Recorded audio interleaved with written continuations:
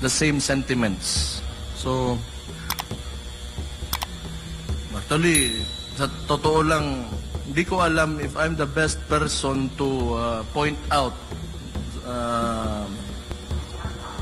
sa mga sentimento ko. Kasi, first of all, nagsimula ito dahil sa quarrel between ang aking the Vice President and yung tinawag niya na tambaluslos. Diyan man yan nagsimula lahat kasi.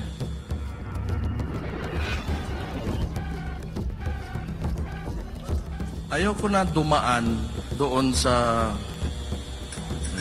Kasi marami akong ayoko na dumaan doon sa whoever is around the president that's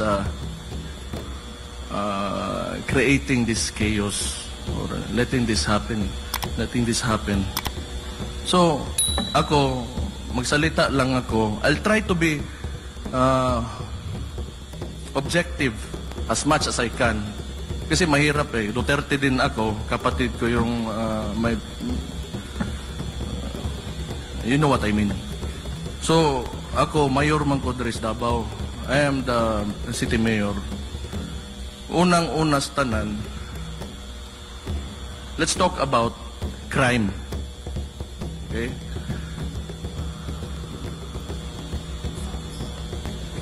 Yung time ng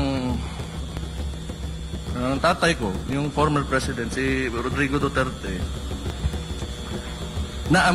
meron man talagang clear na campaign against drugs and criminality.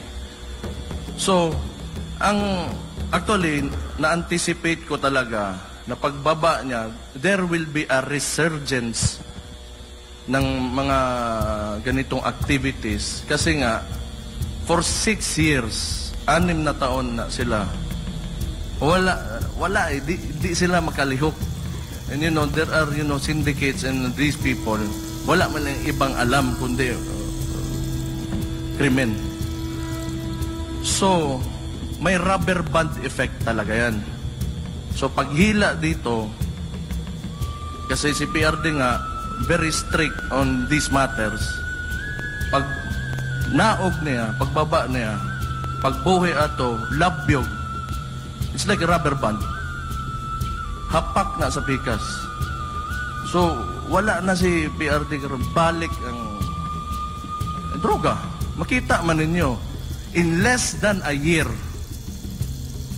makita ninyo, mga pulis na kayuniforme na asa Senado, unsay iso, sila'y gadula o droga. And what does this tell us?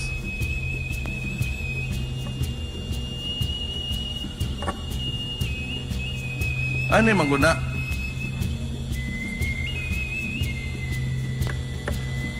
Presidente kay, moderitso na lagi ko, di na kumuagi nga si Tambaluslos, si Ngani, o kana si yang asawa, si Lisa Marcos. Inaan naman, nandito na tayo lahat eh. Di na ko moderitso ka, I will, diretso na ko.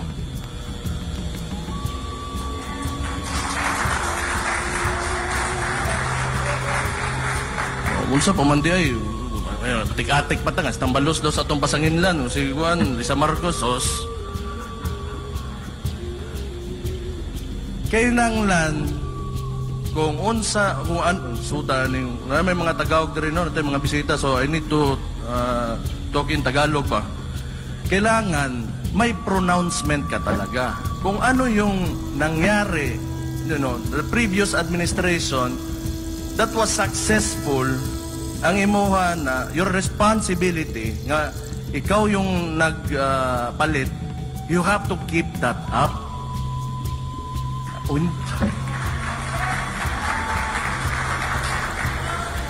Nakita na to, wala. Karon, kung wala, katong mga bad elements, o kaning mga utang, wala gyud. Di balik gyud. Puta, kung ako, durugista ko, drug lord ko, pila ka bilyon na wala, 6 years po, tangina, lugi na ko. Dili na ako makapaskwela sa akong mga kuwan sa laing nasod. O, tangina. Wala. Mubalik yun na kay mubawi na negosyo na nila eh.